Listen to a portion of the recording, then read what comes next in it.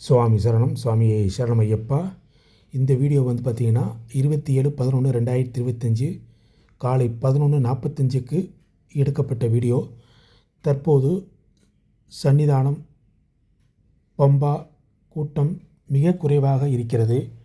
கடந்த 2 தினங்களாக சற்று கூட்டம் அதிகமாக இருந்தபோதிலும் தற்போது எவ்வளவு கூட்டம் வந்தாலும் அதை சமாளிக்கக்கூடிய முறையில் அனைத்து வசதிகளும் ஏற்பாடு செய்யப்பட்டுள்ளது என்பதை தெரிந்து கொள்ளுங்கள்.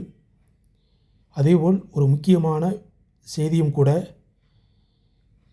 டிக்கெட் இல்லாமல் நிலக்கலிலிருந்து பம்பாவிற்கு அனுமதி கிடையாது என்று அறிவித்துள்ளார்கள்.